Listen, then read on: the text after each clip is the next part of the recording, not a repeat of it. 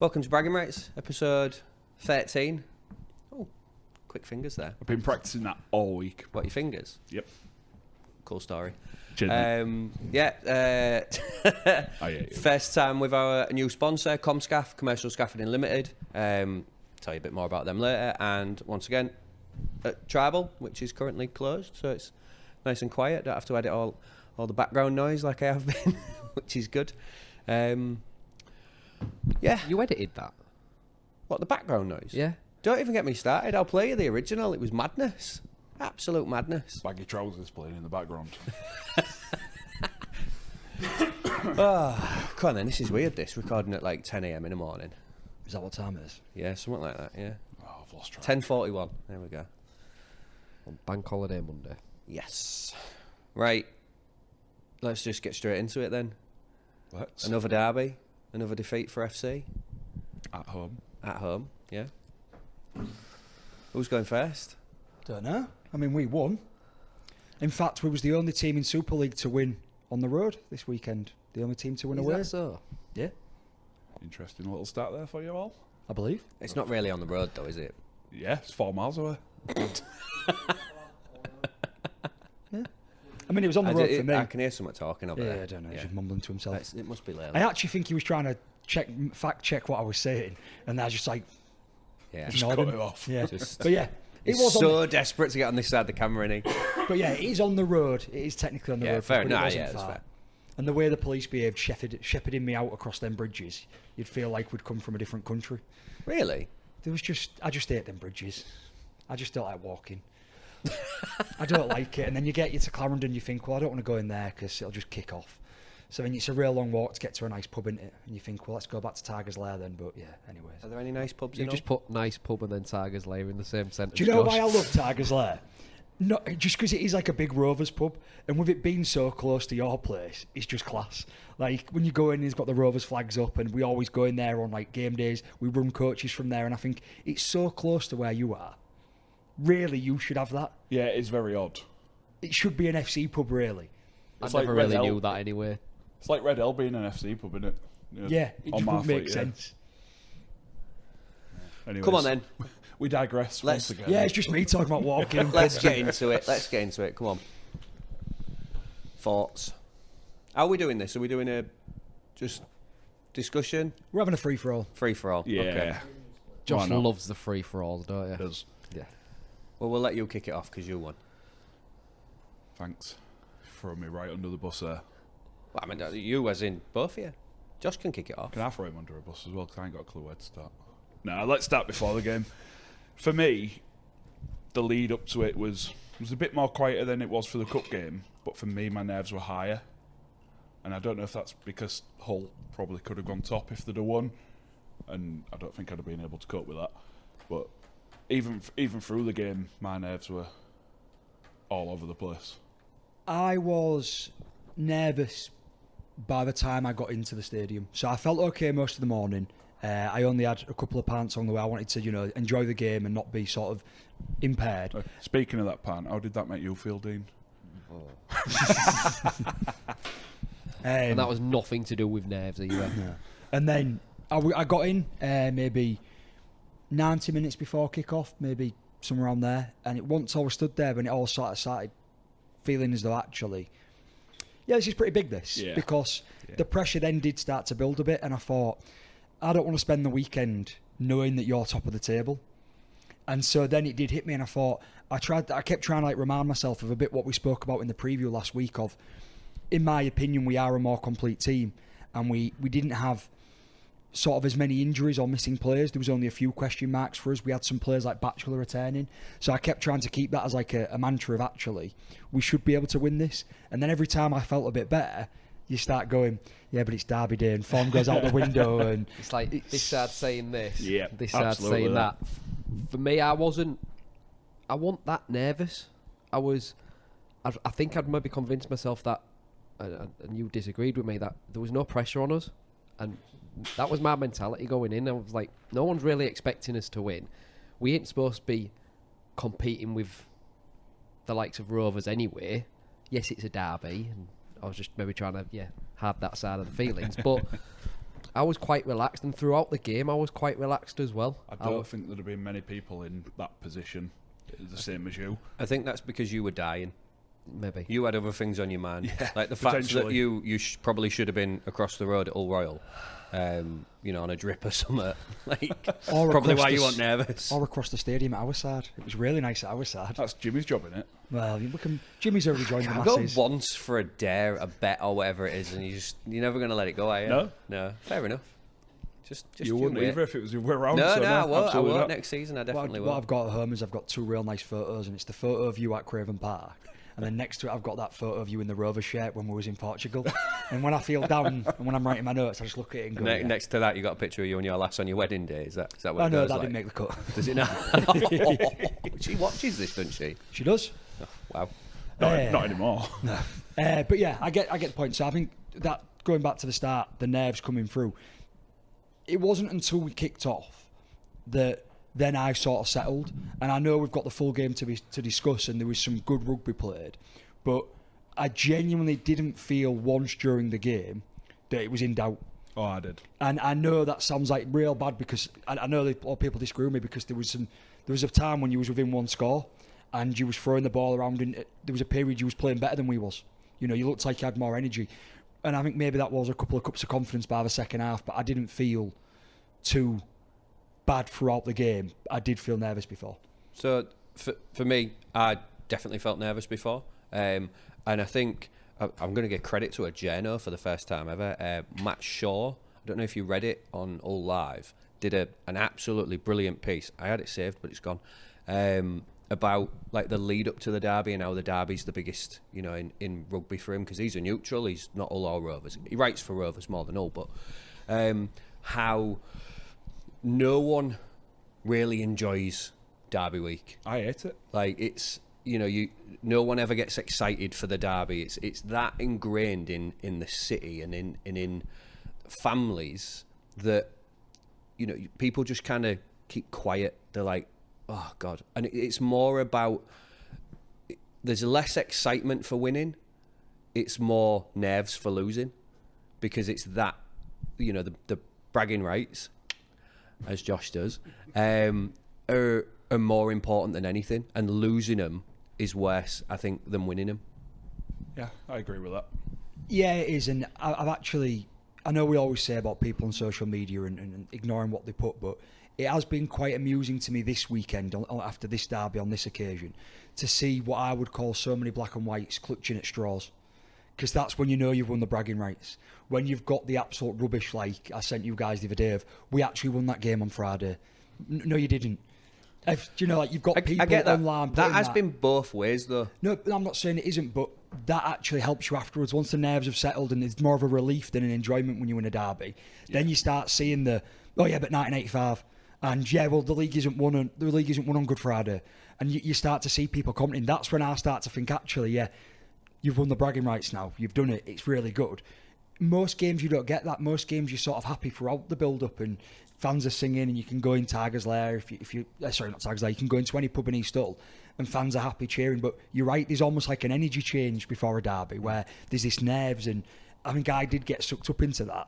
And it wasn't probably until later on Saturday that I really was able to decompress and enjoy the win properly and go, actually, I'm pleased. And then you start to read the comments online and go, you've got one up and the city is yours, when all the Hull fans online are commenting type like that. Not all. No, but not all. But I'm not trying to dig on black and white. It'd be the other way around if you won. I think it's a different type of online position at the minute from us, because the last season, definitely, the season before that probably, and the season before that as well, or however long it's been since we actually bloody won a derby. I think it's like 2021, I think, since we won one. 23. 23. All right, it's been a while. It's not doing that bad. It's kind of been like an acceptance from us that we've just been done by a better team and it feels crap, but what can we do? Whereas this one, and to a point, the Challenge Cup game as well, it's felt different, but this one more so. It's like we could have won that. Like, and I know we will talk about the red card. I'm not going to be one of these people that says if Cust stayed on we would have won, because you never know, the red card might have been part of the reason why we were more fired up. But there's a lot more truth in it in terms of we could have. It was such a close game until 65 minutes. And I think a lot of the stuff that you're getting online is because that gap, maybe just for that one day, who knows if it's going to be like it for the rest of the season, but that gap went from this big to this big real quick. And I think that's why there's a lot more frustration online from both sides. Yeah, I get that. And just on the 13 versus 12 point, Rovers are really, really bad. It's been a historic thing. It can't be a mindset thing where when the opposition goes down to 12, whether it's a yellow or a red, excuse me, we struggle.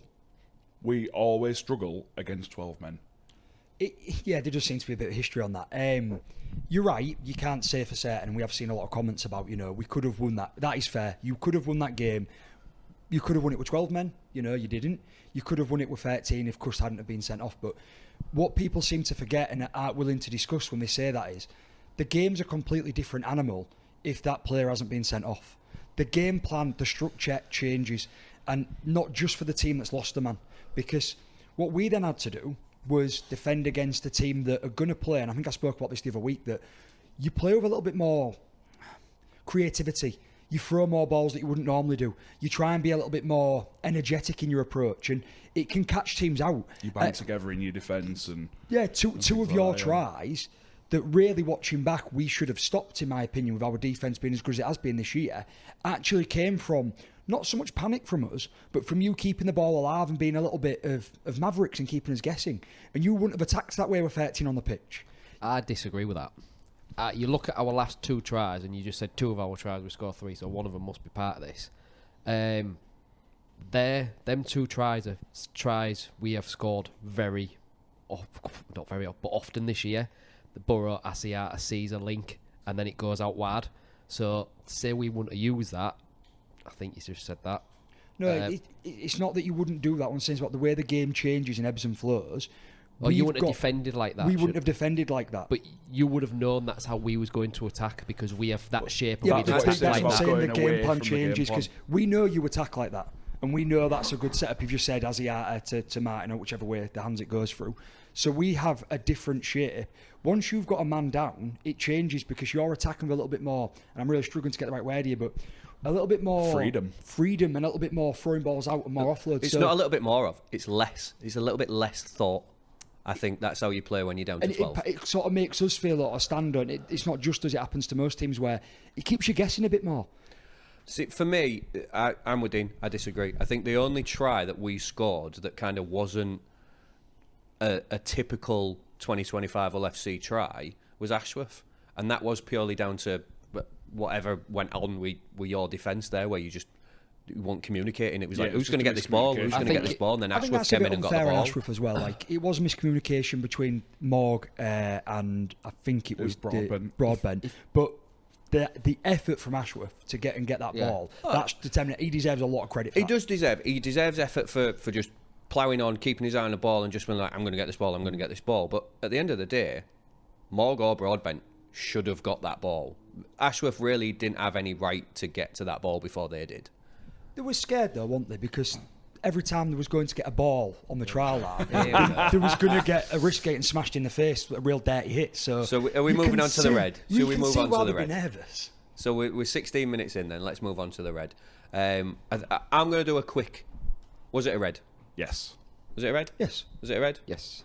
It was a red for me.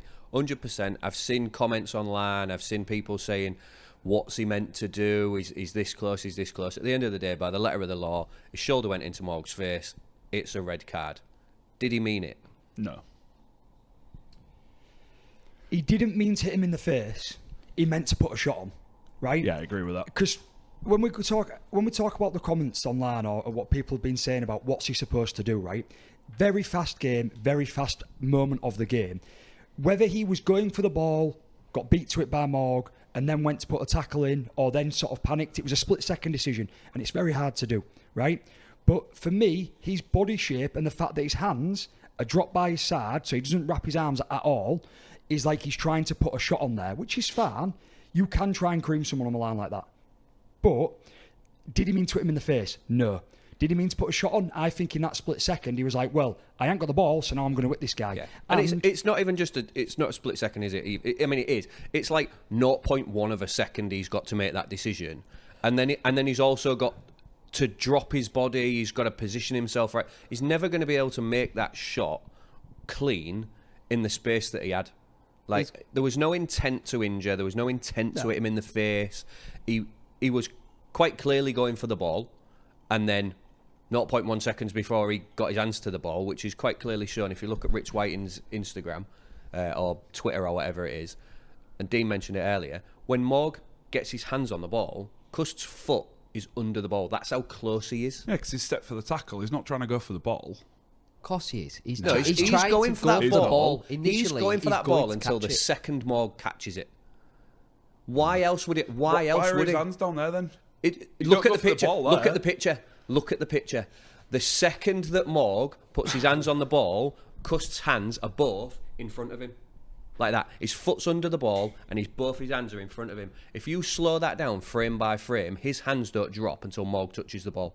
Right, but then you're saying he's got 0.001 seconds to react. How have his hands gone from there to there in that space of time? Well, you just did it, so why can't Yeah, but that's not 0.01 of a second, is it? What, like... He's gone from, in my eyes... And then to be able to drop that and then lead with the shoulder... He's not pulled back like you've just done there. No, I went forward, He's gone from hands there to then thinking, shit, I need to wrap, to then you move your arms down to do a wrap. You've just not got the time to do it. So whether... So that counteracts what you're saying. You haven't got the time to do it. He was trying to do it, but he just hadn't got the time to complete it. But it doesn't matter, right? Because the only person that knows is him, right? Yeah. And I don't believe he's a dirty player, and I don't believe it was intentionally a shot to the face, Even right? though he played for Wigan. Well, but what did happen is he's hit a player in the face with his shoulder at high force. He has made no attempt on video to wrap his arms. Whether he was going to or not, his arms are by his side. So if you're looking at this from an independent point of view, what have you got? You've got a player whose arms are by his side and he's thrown his shoulder into another player's face. Now, there's a million mitigating circumstances around why that's happened, but you have to be penalised even for a mistake. That's how rugby league works. That's why we've all said it's a I red agree. card. Definitely needed to be penalised. I expect a ban, right? It's the first red card of the season. He should get points and he should get a ban for it. I do think he's going to get lucky with the fact that because Morg was able to return to the field of play, that counts for in your benefit now on the new disciplinary system. I think he's got a good record as well. So I think he'll be okay, but you've no matter he'll get what, 2 games. He's got to at least, hasn't he? Because we have to show in the sport that you can't do that. Yeah, he'll get 2 games. But I think my gripe with this, and it's what's coming out of Craig at the minute and what's been going all over Twitter. I mean, Kai Fowler, the worst of them, called him a coward. Said it's a coward's tackle. No, it's not. That ain't come out of my mouth. No, I'm not saying you had. I'm saying, but the fact that people are saying anything other than Cust was going for the ball. Cust's mind when that attacking kick went through is not I'm going to shot that guy. It's I'm going to score a try. Do you know what winds me up about it all? Is this? Oh, the game's been ruined, and what derby's been ruined by a reffing decision, or the ref had to make that decision. 10 years ago, that'd have been a yellow card, and now you've ruined what could be a Good Friday. No, do you know who's ruined that game for you? Cade Cust. He's the man that's done the dodgy shot, right? Defend him all you want. Say it was a mistake. Say it was accidental. It doesn't matter. This is rugby. It's sport. Mistakes happen. He ruined the derby for you because he was the one that got the red card. I think even that's... I'm not disagreeing with you. I'm not saying... No, this is the fans online saying the referee made the decision. I'm not saying that it wasn't something that Cust did that ruined the game. It definitely was. But just putting it like that, it makes it sound like he did it intentional, which he didn't.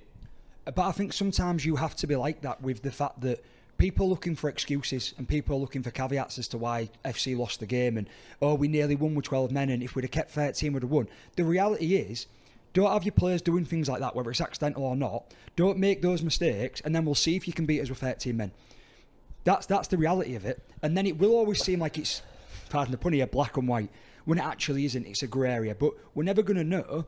But you've got a responsibility on the field to a duty of care for other players on your side and the players you're playing against. And Cade Cust hasn't done that there, whether it's accidental or not. It was a coming together for me. It was a coming together. It was. These things happen. It's rugby, just innit? But by the letter of the law, it's a red card. So let's move on to the afters. I wanted to go Well, on to that. while we're on the red card, the afters. Now, the worst thing for me, obviously you spoke about Josh before and the what was it, the grubbiness afterwards or whatever it was like you called it. But for me, the person most at fault in that is Jared. And I've defended him all season. His discipline's been absolutely superb, but he's throwing a punch unnecessarily. Like, for me, excuse me again, but that's... Was it in the afters of the red that he threw the punch? Yeah. So I thought it was in the afters of the... Because I didn't see it at the time. I've just seen a replay. I thought it was in the afters of the Briscoe taking Adley out. So you just said by the letter of the law, it's a red card, and we all agreed on that. By the letter of the law, Jared's thrown a punch. Yep. That's a red card. Red card. And he really has let his side down. Absolutely. Without being picked up just as much as you're saying, Cust let us down. Yeah, so you agree from me on that. I agree with that. The question now is, Cust hit him in the shoulder with a face, incidentally, not on purpose. Hit him in the shoulder with a face. Hit him in the face with a shoulder. Jared has intentionally thrown a punch, made barely contact, but made contact. I don't think he makes any contact. I don't think he makes contact. Even if he's thrown a punch. Absolutely. What's worse? What gets throwing more? a punch, absolutely. So you think Jared's going to get a bigger ban than Cust?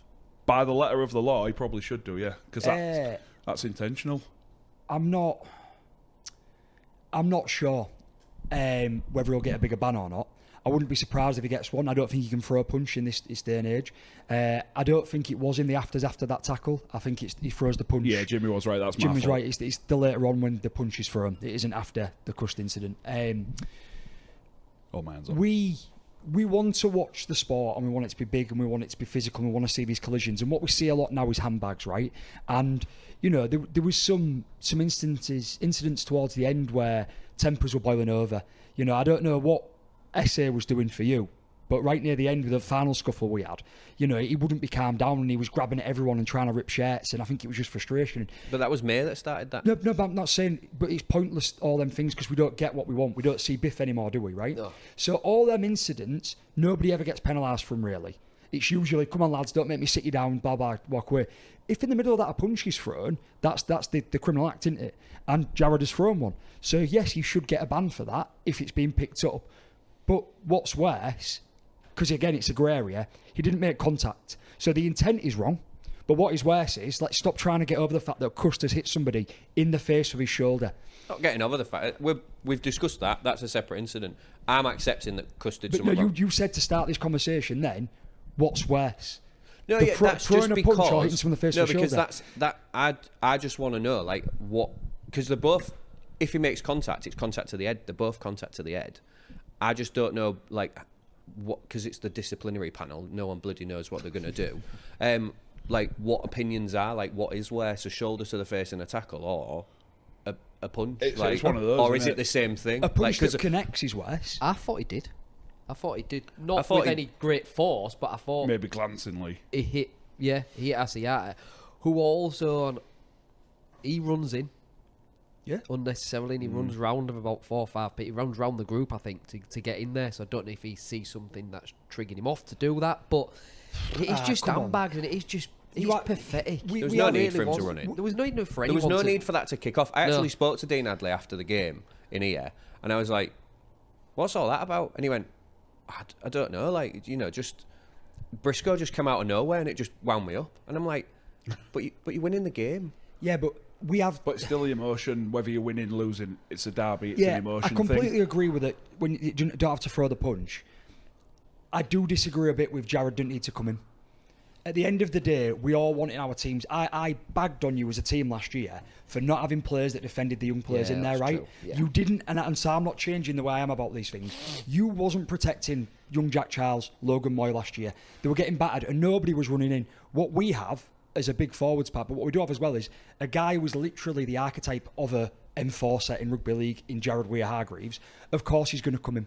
And last week we was praising him when he came in on the Wigan one to defend Broadbent when Broadbent was getting some afters. So I've got no problem with him coming in. I have got a problem with throwing a punch. What's he need to defend when there's our winger getting grief off your second rower?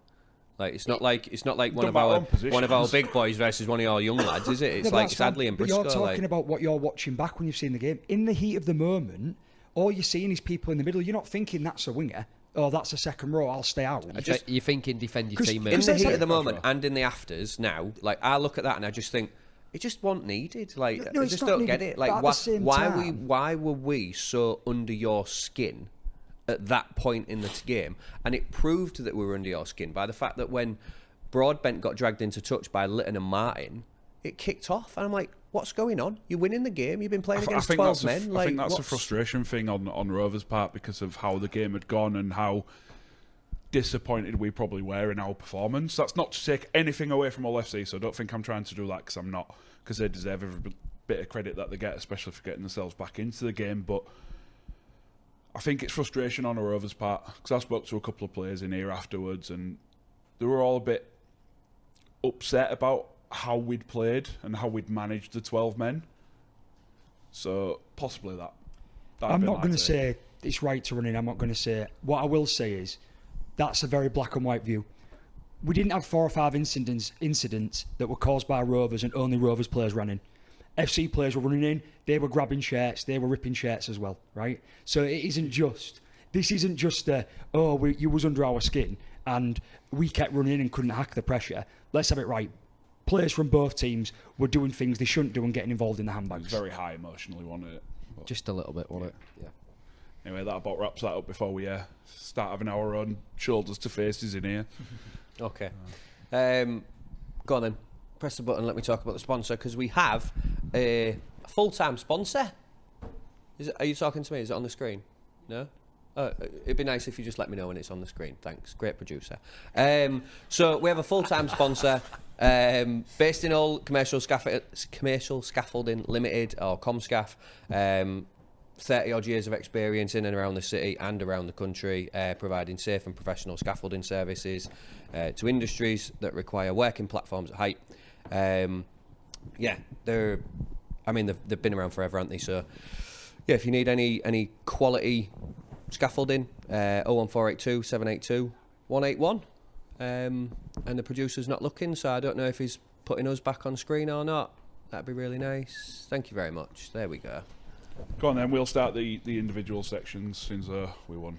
As is usually the case. Like feels good to have a bit of normality back and going first, doesn't it?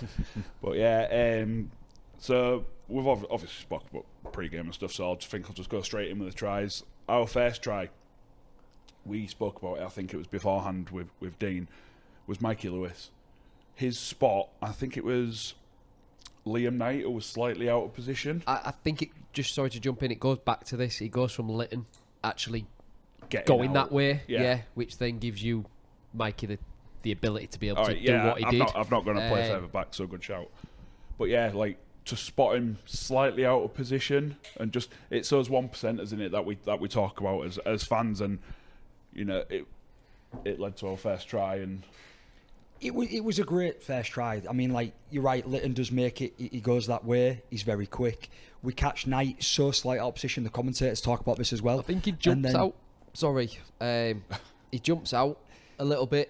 If he'd have held back a little bit just to give... Because we was outnumbered. If he'd have held back just a little bit just to allow maybe another defender to try and get across... It wouldn't have looked so easy, but it looked such an easy try. And from our point of view, it looked very sloppy try to give away in such a tight opening start to the game. even a defender taking 1 or 2 possible steps to the right, that still puts doubt in the attacker's mind because they'll see a defender coming across and it's like, right, that option might not be there in a second. I need to think of something else. But yeah, sorry, what were you going to say, Josh? Sorry, I jumped in there. No, just I agree with everything. It's that point we were talking before we started recording today about how do we feel about Mikey being in the Super League Team of the Week this week, and is it a case of he was good but not amazing, but there haven't been any other really good performances throughout the league in that position? It's a bit unfair on Mikey. He's coming back from an injury, didn't play against Wigan. We're still not sure how fit he is. And when you look at how he managed in the game, it wasn't one of his all-time great performances, but he stepped up to make the kicks after Morg had gone off, which he did really well. It was very windy at the KC. You know, you saw Price miss his kicks, which were in easier positions than the one Mikey made when Morg went off. Especially when in the cup game, Price was nailing him from everywhere, apart from the last one. So he did that. He had a hand in 3 of our tries. That first try that he did there looks like classic Mikey magic, when actually it's a great team effort. Litton comes in, we catch Knight out of position, and we go for the gap. So it's a bit unfair when Mikey probably had a 7 or 8 out of 10 performance, maybe close to a 7. But when that try first went in, I thought, oh, we're in business here. If we're going to cut them open that easy, this is going to be a long day for them. And obviously it didn't turn out to be like that.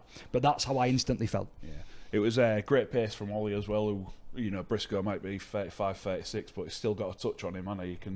He can set off, and credit to Ollie for putting his pace down and getting over in the corner. But just wanted to say on here, 11, which is now 13, of our 35 tries, now 35 tries, have been scored in the opening 20, which is impressive. Like a third of our tries in the opening 20. Yeah, they put the stats up, and it sort of goes against what I've been saying a little bit recently about how good we are at feeling teams out for the opening 20 minutes of games. It almost actually calls me a liar and says I'm wrong, but it isn't that. It's we score a lot of tries in those opening 20 minutes as part of that game plan where we're getting into it, we're feeling teams out, and it's good to see that we're scoring throughout all 4 quarters of a game, because we do. But it is nice when you start banging them in early like that, because it settles the nerves a bit. Of course it does. Keeps you going. Matty Pete touched on it. Like he said, you start quick, and we can build into games. That was something he said last week. So, yeah, maybe you are wrong. I've been wrong before. Won't be the first, won't be the last. So second try, it felt like it was going to be a bit of a long afternoon for all, especially just after the red card, the second one, and we took full advantage of that for one of the few times in the game where we actually managed to do that. And yeah, it was great hands out wide from Hiku and then Gildart to set Budgie away, and then obviously the offload to Hiku, who managed to score. You probably might not have picked up on this, but Amir Burrow stops when I can't think who it is. One of the players goes past him. I've got it right down here, but he stops and loses a yard. Now, if he'd have even just kept on jogging, he probably gets Hiku before he gets to the line. I noticed this. I'm not saying it's a bad thing. It's just if you something watch I it back, picked up on. he's about 5 yards away, and in my opinion, it's almost like he goes, "Oh well, the tackle's going to be complete there," and so he stands, and then obviously the offload comes, and he's not close enough to make like a proper effort. And I'm not saying he would have stopped the try, but when you watch that in isolation, it looks quite poor from him. Does it? It's like he's it's like he's switched off in that moment. Maybe subconsciously, probably wrong here. Is he thinking, because this was so short time period after the red card, is he thinking, well, I'm going to have Cust there, so-and-so, so-and-so, so-and-so, and then maybe he's realised, oh shit, we're a man down that side. Yeah, because I think my thinking was the reason why you went back to that side, yes, because you had success with your first try, but you knew we'd be adjusting our defensive shape, and that's Cust. He defends on the right. On the right-hand side. Yeah, but it was just something I picked up on. It wasn't necessarily to bag on Burrow, but it was, again, those little 1%. I keep saying that, but instead of alluded, it'll be the 1%. It's like he's drinking too now. But 1% club. If he doesn't stop, he possibly doesn't score that try. Yeah, but it looks bad when you watch it back in isolation. I'm sure that isn't him giving up. Yeah, no, but if that's you do not look, what I'm saying. It's just something I picked up on. One player that I don't think any of our players have given up this year. Well, definitely none of our players have given up, and him definitely not. He's grafted week in, week out for us. So, yeah, like I say, want to bag on him. It was just something little I picked up in the build-up to the try, where it sort of stopped. Where if it maybe kept jogging and been a yard or two further forward, there's better. Go on, let's move on, because I've got some points I want to make after we've gone for the tries, and he keeps waving his hands. So the third try just before half time was, God, we needed that, didn't we? And I felt it was against the run of play, because I put it in the group, and it's only fair because I have said it a few other times when Rovers have conceded that the tries have maybe been against the run of play, and I did think our third try was against the run of play. If we didn't go on for Jared to score at the end, which then became my favourite try, that third try, because it's Morgs the third, am I right? Yes, yeah. That would be my favourite, because it's individual brilliance, but it was probably your poorest effort in defence, because it's the only one that really we didn't deserve to score. It looked like Jai Field in full flight when he started going. He just wriggled and stepped and moved and got to the line, and even though there were 3 players on him, he managed to grab the ball. And I thought, you're right, it felt a little bit like against the run of play a bit, and he just sort of went, Bosh, I'll do this, I'll do it on my own. And I was like, yeah, that is a fantastic, great solo effort try, because we wasn't actually set up structurally well there to go for hands or anything. No, not at all. He's just gone on his own. So I would have been disappointed as a whole fan to concede that one. That one really hurt, and it felt like he just picked out a couple of forwards who maybe had their eye on the half-time and after putting a massive stint for 20 minutes to get back into a position to be in the game. And I feared for us at that point because I thought that could be a proper team killer. Try that. Like I say, worked so hard to get back into it. Just before half time that happened to you. It felt similar to me about the Iku try. I was going to ask you before she started wafting her hands around. Like, how did you feel when Iku scored? Because when Iku scored for me, I was like, that's it. This is going to be same old story. We're down to 12. This is going to be horrific. And then we clawed ourselves back into the game. And like you said, at the time that Morg scored, the game was kind of edging our way. It was. We were in control a little bit. And then you scored again, and I'm just like, I think that's going to break our hearts, just going into half-time, having conceded. I did think at half-time that could have opened the floodgates, and you've got to give credit to Hull there that it didn't. You know, they dug in, the banded around, and you've got to give them credit, and that pains me to say it, because I really don't like them. But I have no issues with that. I think that, as we say, that try itself went against the run of play, because I do think that you were getting the upper hand. It's part of a bigger issue. I was talking to a guy on Saturday about this, that we seem to look fatigued, and this doesn't take away from the effort all put in, but it just feels almost as if we're watching a team at the end of the season for me at the minute. Like we said it against Wigan, we knew it was because we'd had a tough derby the week before, and then after 65 minutes we sort of dropped off. I felt like for a big portion of Friday's game, we didn't seem to be attacking on all cylinders. I don't know what it is. I don't know if because we've got a couple of injuries, we've got people out of position, or we haven't had a break, but neither of other teams, you know, I get that. But it just feels like there's almost like this small element of fatigue there that we need to kick on. A little bit? Does it concern you at all a little bit? Ask me after the Leeds game. That's not like after the Leeds game, we'll probably see where we're at. We've come out of probably our toughest period that we'll have this season. 3 extremely tough games, 2 at your place and 1 against Wigan.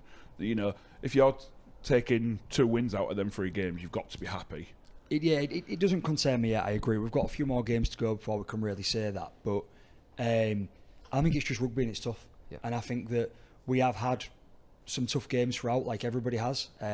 We should come into a bit of hopefully an easier period. Maybe we will, maybe we won't. Put that in inverted commas just in case. We won't know, but I'm not too worried because I think we've got good depth in our squad, and we might just have to start using people a bit more and see what happens. So definitely. Maybe Richardson will get a game. Never. I doubt that. But the last 20 minutes, God, going into that after obviously they'll speak about that, but when they got back into it, I couldn't cope. I was watching it through closed hands most of the time, and Batch's try was just. It was just one of those things, wasn't it? We had to throw it around at that point, I think. You know, take a little bit of their momentum away, and Batch's composure was absolutely superb, which we didn't show a lot of in that game. But to be able to get that ball and not panic and then step inside again showed that composure that we didn't have. I love Batchelor's try, just because, as you say, we kept the ball alive. He comes from quite a long way out, really. You know, I know he's inside the 20, but he comes cutting through. But he also leaves Caesar on the floor. And I think, and that, do you know when you've got that little bit of anger in you? Because even though we love everyone really and it's one city, on Derby Day, you want to see, you know, you want a big win and you want a good. And I think, good. Leave him on the floor.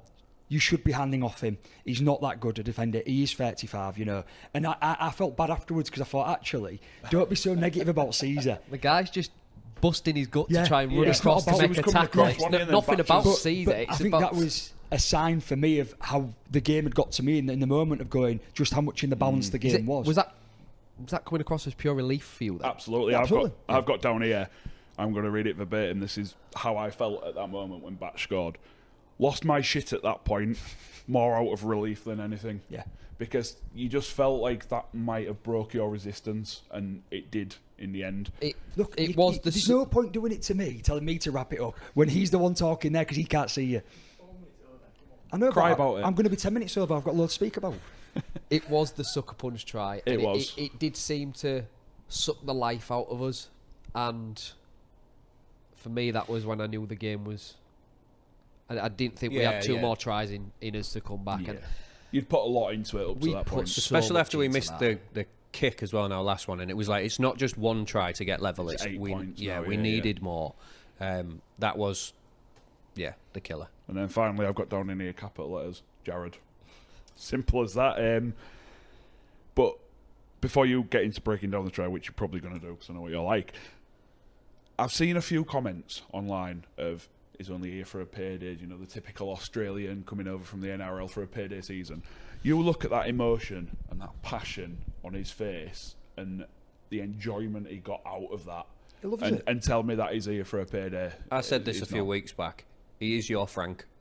Yeah, you said that at the start of the season. Frank didn't come. Frank came for some good money, but he didn't come for the money. He came and he played his heart out every time he was on the field, and he was great off the field, which I know Jared's doing for you guys. He's not here for the money at all. I said exactly the same thing when Rapiner scored for us. You look at what that meant to him and how much he celebrated that try, and we've had Paul Cook sat here saying there's a reason why these big players come over, and yes, the money is probably something, but to see that look on the faces of Pritchard, Jared, Rapiner, even Caesar. I'm not going to go on a rant about Rapiner, but JWH has done it every game for us this season, right? And I've been threatening and going, saying after Easter I will get an hours-long episode of just me ranting about how good he is for the team, right? We spent last week in a portion before talking about Rapiner not stepping up and doing the right thing. Jared has done it every game for us, right? And this is one of the points I wanted to make sure I brought up because I was just coming at the angle from looking. I know. But what I'm saying is, Jared on Friday, we're not saying we'd signed the best prop in the world when he came across. We know he's a bit older, right? He is a talisman for us, but he runs really hard and he tackles really hard, right? In a game where I'm so proud of this, we absolutely contained Herman SASA. He was not the Hermanator on Friday, right? And to do it against the harshest critics of JWH, Hull fans, on Friday, in a game where, with very similar carries, JWH 16 carries, SASA 15, he made more metres, which showed, all of a sudden you've got the best prop in the league, but we've contained him, and Jared's there running against, quite frankly, some big props that you've got, some hard-hitting people, Asiata, SASA. So I was really pleased that he came out and, in my opinion, had not an all-time great game for a forward, but he put a really great shift in on Friday in front of, I think, his harshest critics. I would agree with the fact you kept Herman more quiet than any team has done this year, and that's credit to you and your defence. We did it in the cup game apart from his try. You have got to take into consideration your forwards are running against 12 men. You're always going to make more metres. So I don't think you can read much into the metres made. You also have to factor in that you were in a position where, and you did it well, you did it smart. I'm not saying there's anything wrong with what you did. You were defending against 12 men as well. So every time he ran, you were quite comfortable committing 4 people on him because you knew that you'd slow down the play of the ball and then players might not get back fully, but you're only defending against 12, so it's easier to defend. That's not taking anything away. Not taking anything away from JWH, not taking anything away from your game plan. It was very, very, very smart.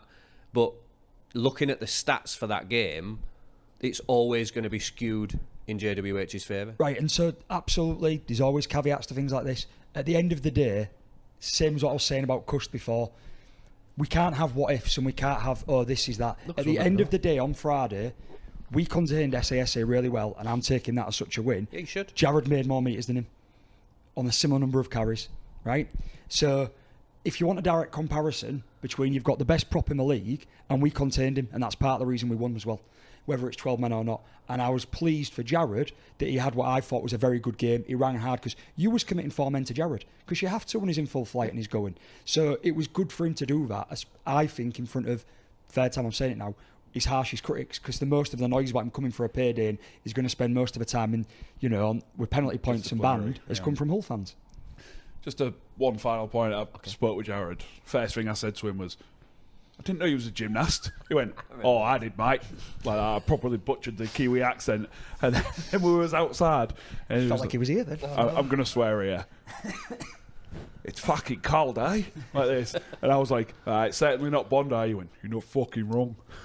in the worst accent ever. That's a £5, by the way, but I don't care. Yeah, well, that's 2 5s because the Fully F's and worth C's it. are... No, they are just a Caesar. But I'll put a £5 in. I ain't bothered. And I know we're over time. I wanted to make a couple Jake's of going points. ready He's with going it, mad. so I'm going to soon. time into one, right? I said to you all, I met a lot of people on Friday that came over and said how much they enjoy the podcast, they like what we do, and it was really nice, and it was great again to see people. But I did have somebody, or a couple, that actually said, I don't think you give the black and whites enough shit on the podcast. Give them more, right? And obviously that's joking drunk, right? And I'm not doing that for this, but I can't sit here today and not mention this, and you've all seen it, and you know it's true, but we have now won 4 times at your stadium in the last 20 months, and you've only won 3 times. So when we come to the Hull City ground now, we are better than you there. And it's such a good start. And like you said earlier, Dean was talking, I was like, I'm not about...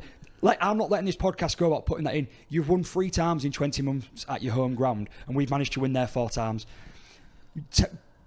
I don't care about this. Well, yeah, come back. The league isn't won in Easter. Come back when you've won a trophy. Who cares? Right now, we are the bigger club in Hull, and there can be no denying that. And stats like that just prove it. So there is your bit of slander at the black and whites. Well, Whatever. yeah, whatever. I ain't got much of any comeback to that. And to be fair, I don't expect to have. After the couple of seasons that we have, you're on about probably you're bragging there about being the bigger club because you've won more games at Hull City's ground. I don't care. I'm a City fan. I'd rather it just be their ground. I hate the Sorry place. to interrupt you. Did you notice I don't know if you saw, but I put on my story on Friday, I put a picture of me and my wife, but I tagged it as Hull City Football Club. Yeah. And then I got a lot of comments and people laughing and saying, like, good. I proper pleased myself with that one. But my point, I love the fact that you guys call it Hull City ground because I wish it was. From an FC fan's perspective, I hate playing there. I wish we had our own ground. Secondly, for you guys to want to brag about the fact that you've won more games at that stadium than us over the last 20 months, the last 24 months, 2 years, whatever you want to call it, have probably been the worst we've ever had in my lifetime. I'm 36 years old in a couple of months. To brag about the fact that you've won more games there than us over that period, if that's a win for you, fair enough. Take it. Give over. If it was the other way around, it'd be a win for you as well. You'd love to We'd say... never at the end of we'd it if never it was at the the other end way of that. around. You've come to Craven Park and you've won more games there than we'd won in 20 months. You're acting like you would Regardless be of how out bad pleased the about team that. had been. I'll give you a better one then, Jimmy, right? In the Super League era, we are now, of games played, Hull versus Rovers, Rovers have now won 1 more than FC, right? That's a better thing to brag about then, because Yeah, it is, and that's what you should be bragging about. Over that period, and what we haven't done, and we've had no periods of sustained success until last year and now this year, we've always been battling middle around the 6. A couple of times we've been better, but you've won 2 Challenge Cups in there. You've been to a grand final. You've been up there and fighting. So No, that's not that's in the Derby time frame. We haven't been to a grand final. when you go to 2005. 6. Yeah, okay. So you've got Dean, all should that. we So go grab a donut while these two just... I'm quite enjoying this. I'm that sat here is something quiet you should today. brag about, and that's something where, as an FC fan, I'll admit that when you guys came up, and to be honest, for a lot of the time that we've been having the Super League derby, however long it's been since you came up, one thing that you guys have done, your team has done better than us, not just last season, not just the season before, but for the majority of the time that you guys have been in the Super League, is played for the badge that's on your chest. And that's something that Hull FC, teams of, the past, not this team, not right now, this team, every single one of them's playing for that badge. Last season they didn't, season before they didn't, and for a couple of the seasons before that as well, regardless of who was in charge, whether it was Agar or bloody Gentle, bloody Gentle. Those teams, they didn't play for the badge that's on the chest. That's one thing that I cannot say ever about any team that I've seen wearing red and white. One thing that all your coaches have managed to do is get the team to play for that badge. I And disagree. I don't. Look, my point being was, I wasn't going to come in here and not mention it, and I will have to say, I do massively disagree with you there. And not on that what you're saying there, the point about, you're saying as if we're bragging about when it's not a big deal. If it was the other way around, we would never hear the end of it. Damn right you wouldn't. Exactly. we go then. So, of course you wouldn't. win more games at home, and I won't mention it again. We spoke about this just prior, didn't we? I've said, a lot of these statistics are bought from the last couple of seasons when we have been god-awful. And so far this season, we've played Wigan at home once. It's going to be twice. You at home twice and Lee at home. So we've played the top 3 of the top 4 teams from last year at home. Hopefully that statistic will change a little bit come the back end of the season when we get some, let's hope, more favourable home games. But we will see. So yeah, hopefully that one won't be. Yeah, just on the shouting out, there was a couple of gents sat behind Mason at the derby, and they mentioned about bragging rights, and he was like, "Oh, my dad's on bragging rights." So I just wanted to give a shout out to the 2 guys who were sat behind Mason. So, yeah, to be fair, guys, just before we move on to FC, shout out to everyone that watches, everyone that listens, everyone that collars us in the streets or at the stadiums. We love it. But Josh especially gets a chub on every time someone talks to him about it. But yeah, thanks very much. I've said it before. Give us a like, subscribe, share it with your friends. Just if you think it's so good, if you like talking to us about it, talk to your friends about it. Get them to watch it too, because we love doing it. Maybe not with him over there, but yeah, it's. Jimmy made a new friend, didn't you, on my Instagram? Mullet Man. Well, yeah, I ain't got a mullet. I work with this guy. Someone keeps calling me Mullet Man to him. Work with this guy, Brando, massive Hull FC fan, so down to earth. It's like having a conversation with Dean, not Jimmy. But yeah, he's been on at me for a few weeks for a shout out as well, and he's been listening and he loves it. He's always, where's my shout out? No mention of Brando this week, so Brando, that one's for you. And keep the insults coming for Jimmy. What did really tickle me on Friday when one of our Patreon members was sent a selfie of into the group. Yeah. Cadle. Well, I wasn't going to say his name, but yeah. Wait, Patreon member? Yeah, when he came over to say hello afterwards, I was like, I'll send the lads a selfie of me and Cadle. It's great. Like, I've spoke to him. Really nice chat. And then he went down and I realised he was only about 5 seats away from me. And then as the game was going on, I had like another beer in that. And then my wife just kept saying to me, she kept going like, stop saying that. You do realise you've got listeners around you now, like, he won't like it. He might not like you, Josh, don't do that. And obviously I'm like giving it beans and I'm shouting and swearing and going loads and calling the players out and, Price, me and you in the car park afterwards. And, stuff like that. And Evie's like, you can't do that. You've just literally took a selfie with somebody who watches or listens to the podcast. I was like, yeah, you're right. I am trying to be a bit daft, but I shouldn't be shouting things like that. Go on then, let's go on from our side. Okay. You've got the notes. Dean looks like he really wants to do that, doesn't he? Oh, I'm ready for bed. Dean's still dying. Dean should probably still be on a drip in the hospital. But the first try, Ashworth. I've mentioned it already, and I agree with what FC put. He didn't have any right to get to that ball.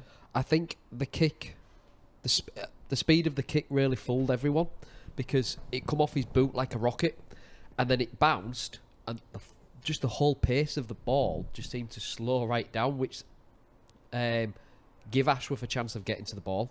Because like it was on a Conference League pitch where it just hits a patch of water and it just kills the momentum. Bounced up and just seemed to the momentum of it just seemed to stop. And I think it maybe fooled Morgan Broadbent. No, Broadbent and Budgie. Yeah, Morgan was off at this point. But yeah, it was the little 1%ers again, just grafting your backside off to try and get on the end of something. Said earlier, needs commending for all his effort whatsoever, because it was absolutely fantastic and going for that. It was a little bit off the cuff as well, because it wasn't some of the tries we've seen from you this year so far. All. It also came, when we talk about these little caveats and excuse, if you will, it came because Morg was off. We've got confusion at the back. We haven't got our fullback there, and you've got a bit of a you've got a fullback there who's played enough this season to know. Okay, but like you've just turned around. He's not up to speed of the game. Yeah, when you how just long had he been on? When we was talking about the Hiku try, and we was talking about the fact that we spotted Borough doing nothing. Yeah, right? Yeah, fair point. And you turned around and said, "Oh well, we was adjusting to Cust being off." How long had Cust been off? Same thing. He's just gone off, and we're making an adjustment. I've already commended the guy for a great try. I think he deserves all of it in the world. It was such an effort, but them little things, there are caveats to it. We had our fullback off because you'd hit him in the face. He was going for HIA. I mean, I'm with Dean on this. I'm calling BS on that. Like, Broadbent's played fullback for you more than Morg has this season. He should have a better link, a better sort of on-field presence than Morg. But if it's not up to the speed of the game... But he'd been on for what, 5-6 minutes at that point? No, he'd been on a lot longer than that. Well, he must have been, because in the time that Morg went off, you guys had managed to score a try before And we managed scored to one. settle ourselves down with 12 So men he's been off for build into a the decent game a amount of little time. He must be up to speed with the game by then. Right, so Right. regardless, I've said it's a good try. Absolutely. And it was a good But try. It was, Yeah, it was. and that's what she focused on. On a little bit of a flip side to that then, not about how it went in, that was a very worrying try for me. Because From your point of view? From my point of view, yeah. Because I really didn't like what at first looked like a perceived lack of effort from us. Then mistakes, miscommunication can be massive on Derby Day. And I thought, they didn't have any right to score that, like you've just said. That's what Hull said as well. And he didn't. But he got it through grit, determination and heart. You were just saying about playing for the badge on your shirt.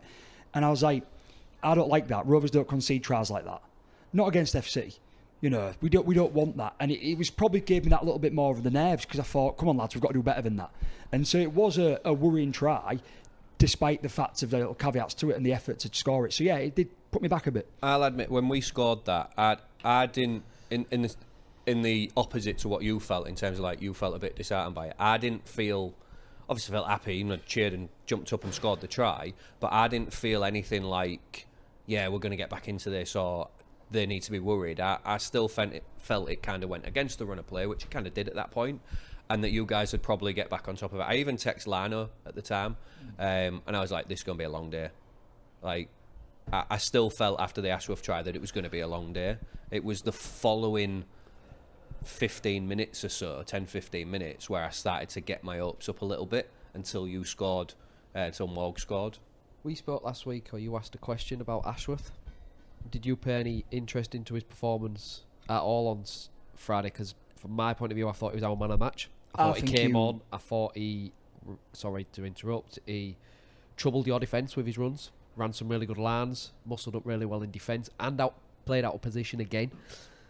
I don't know. I thought he was your player of the match. Yeah. I think he played with the right level of aggression, which he didn't 2 weeks ago in the first derby, where he made mistakes.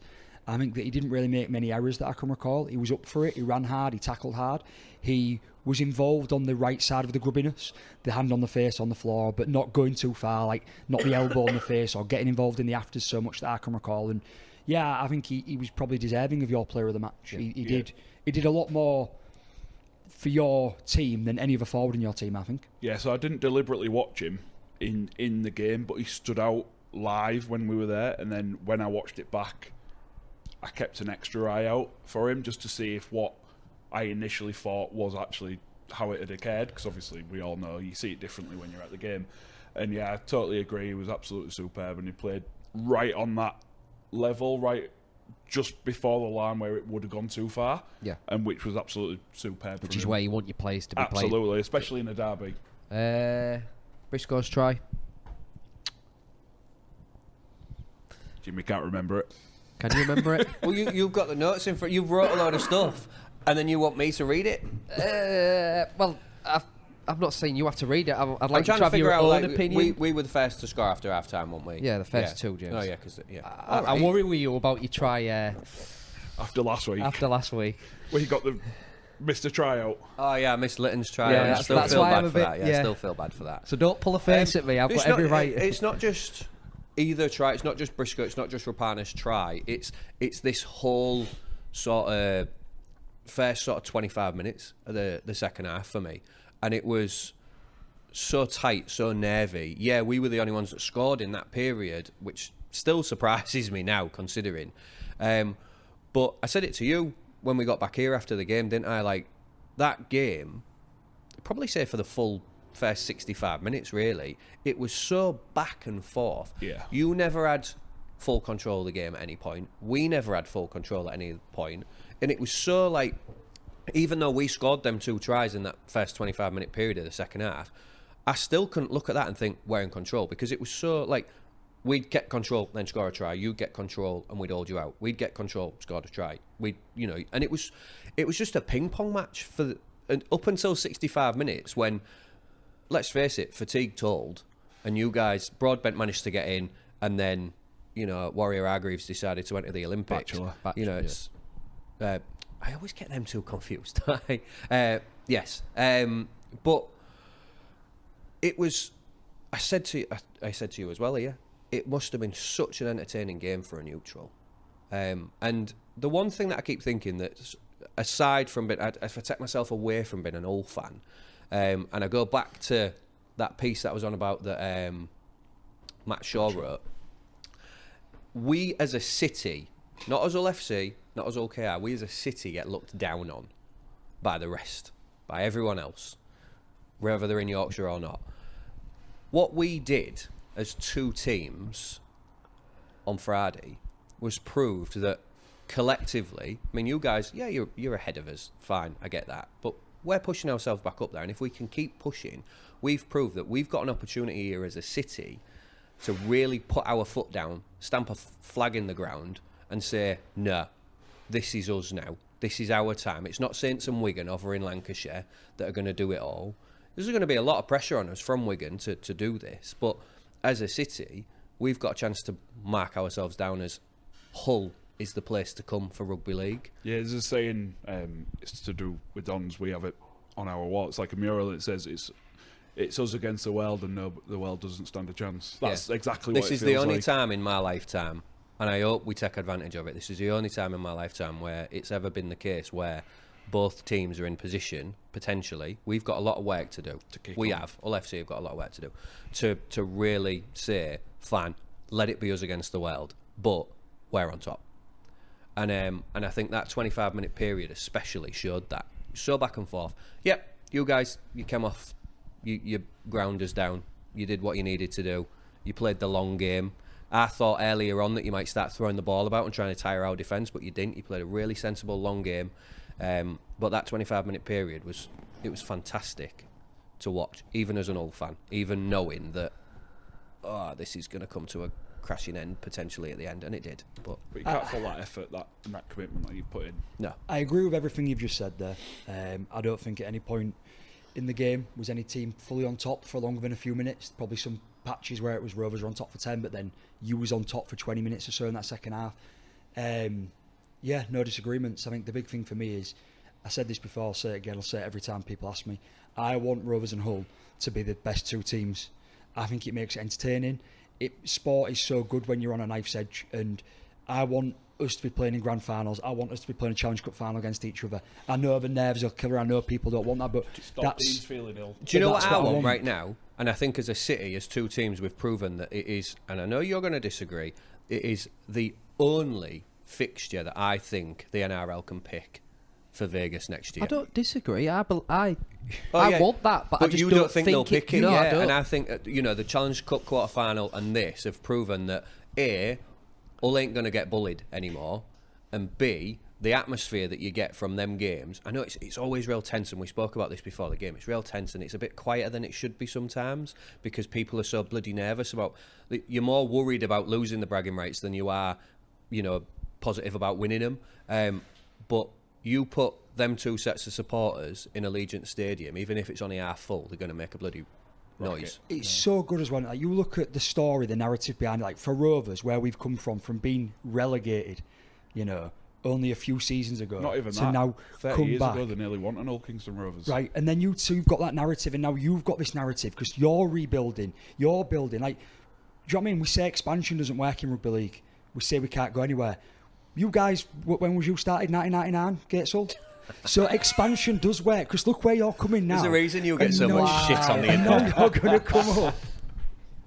It was a really good discussion until he asked to have his little 2p dig. It's the end of an Easter weekend, right? We've come out this period. And it's Hull's part, so shut up. Yeah, right. Bragging rights, and we've won. So, any players stand out for you? Other than we've already spoke about Ashworth. We've spoke about Ashworth. I think you mentioned, I don't know if it was during the pod or before the pod, about Knight stepping up because they targeted SA so much. I think not stood out so much, but Hardacre again at second row didn't look out of position. Lost a bit of punch, but didn't look out of position. Yeah. And I think that's something that we definitely miss, and it's something like, looking at the Salford situation, I think maybe we should try and take advantage of, because we need a bit of punch in second row. But even without that punch, even without that sort of constant ability to break the line like you'd get from an actual second rower, the guy just doesn't stop. He don't care, does he? Like, I remember reading a story about when he went to Penrith, for that short period. And the coach at the time, I don't know who the coach was at the time, but he was like, put me at centre, and he's looking at him thinking, you, scrawny. He went, I'll take on anyone, mate. Don't you worry about me. I'll smash anyone. And they put him at centre, and he was only there for a little bit of time, but he didn't really look out of place. And he's done that for his entire career. He's got so much heart and grit. Don't matter where you put him. I think it's harsh to pull one player out. I think as 12 men on the field, you know, especially when you're down to 3 on the bench as well after losing Chamberlain so early, it is hard to pick someone out. I just think credit has to go to the entire team for doing everything they could, playing for the badge and sticking in that game until they were pretty much dead on the feet. Shift in either. They all played well. Yeah, they all played well. Do you know what I think your man of the match was? He wasn't a player on the pitch. John Cartwright. Oh, what a guy. The way he managed to get you back together as a unit after the red card, whether it took till half-time or whether he managed to get a message out before that, but the way he was able to change that game plan on the fly, to keep the game interesting, to keep everybody guessing, really, and then to see his emotion and his passion that he's got for the club. Scored, that was on the other side of that. It's unreal, and I think he was your man of the match. How often does Willie Peters end up on the touchline? Rarely. I don't think I've seen it. We were in that game the Wigan semi enough. Last year. We were in that game enough, causing enough questions of your lot. He was down on the touchline. Yeah, Lauren picks up on that as well. Like, you know, it don't. We did it. Burgess was on the touchline against Warrington as well. You're panicking teams. That's what exactly, it is. And it's because it's a little bit unexpected, isn't it? Because I think we're all in agreement of how far you've kicked on, and it's happened so quickly that people wasn't expecting. Even for you two, I wasn't expecting. Who was predicting that it'd be really nice if you could finish 8th or 9th this year? You wasn't expecting it, but for me, I mean, I'm comfortable now to say about Hull that I do think whatever was wrong, whatever that toxic thing was in your team, has gone. It's gone. And I don't know whether we'll ever find out what it was, whether it was a particular player, a particular member of staff, or a group. I think it was an accumulation of a lot of things, Josh. Whatever happened now is, you can see that because he's saying about people playing for the badge and playing with the heart, and I think that now you can comfortably say it's gone. So, to end it for me, you guys, you won. You must be feeling great after Good Friday. Relieved. But I think, relieved. I think the positive for this is, and I think anyone that wants to look at this sensibly, I'm not necessarily want a win for both teams, but in a way it was. It's not a win in terms of 2 points, but we've proven that under John Cartwright, after getting rid of this toxicity or whatever it was that was in the dressing room that was holding us back, it's another step in the right direction. Yeah, you it's lost the another battle, foot but you're still in the war. On the next step of the ladder. Good way of putting it. We lost the battle, but we are working our way back into not just contention in the derbies, but in the league. And I'm going to stop short of saying it was a win, but I walked out of that stadium proud of what I'd watched on my team. I think we proved on Friday we can call ourselves a team that's definitely in playoff contention if we carry on performing to them sort of levels this season. Look at the post that we put on Instagram, the little 2-minute bit that I had about saying we have to do this or this or this to prove that we're not pretenders. And yeah, it wasn't a close win on the scoreboard for you, but it was. It was a very narrow defeat for us.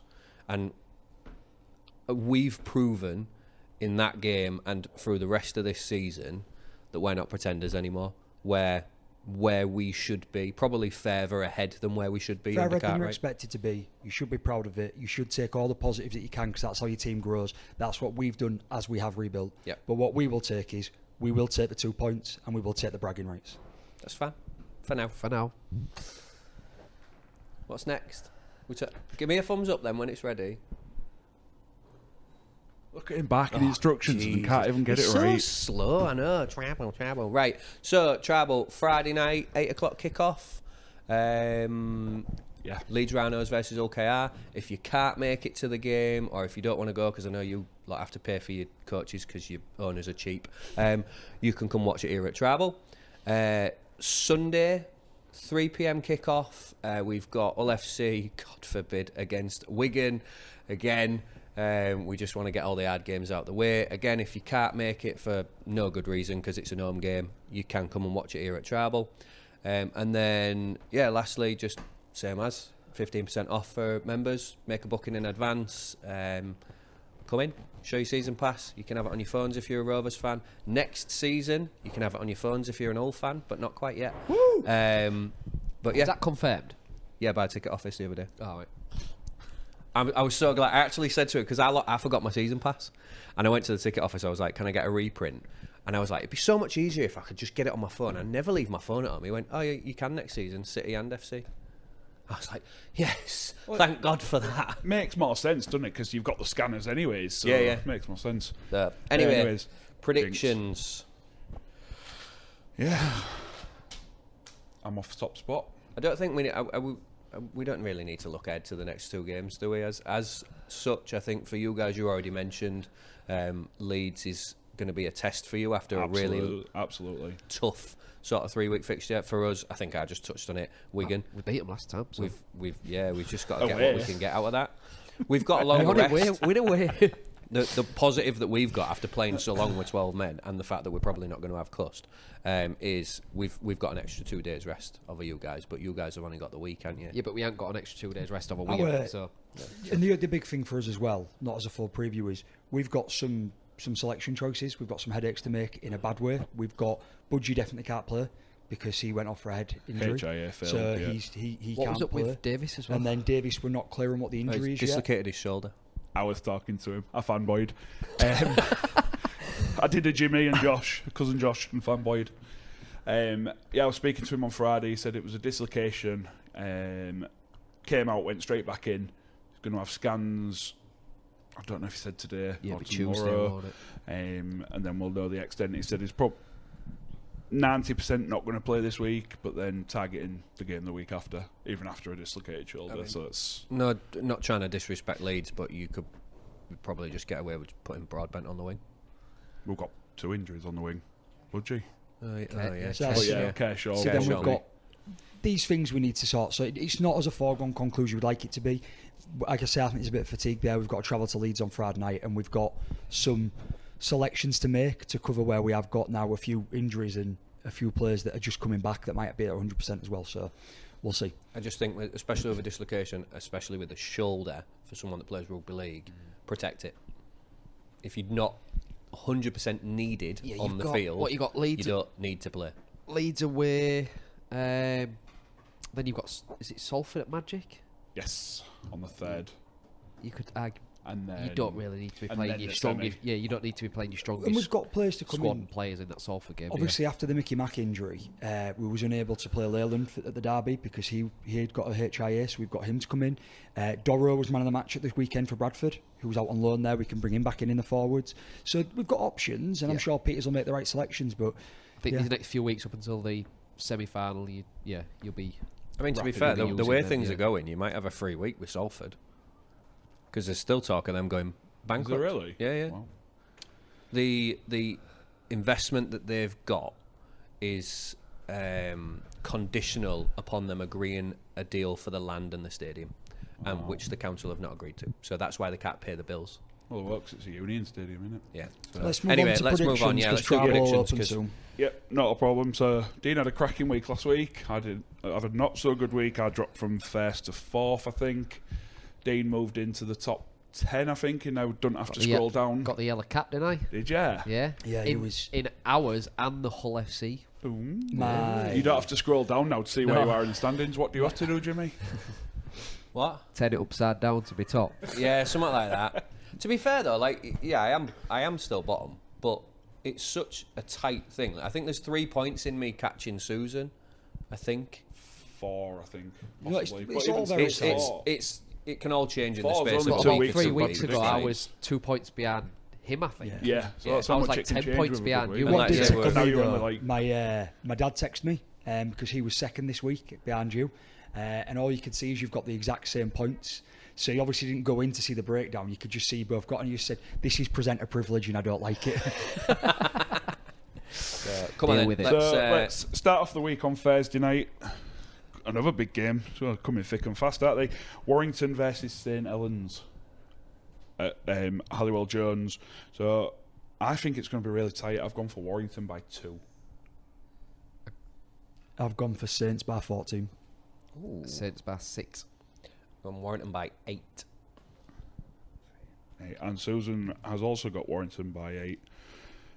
Moving on to Friday, start with our good selves away, travelling down 62 to Leeds. I've got us by 8. I've got Rovers by 16. Rovers by 14. Rovers by 12. Sorry, I always do. We're quite close again. Susan's got Rovers by 14.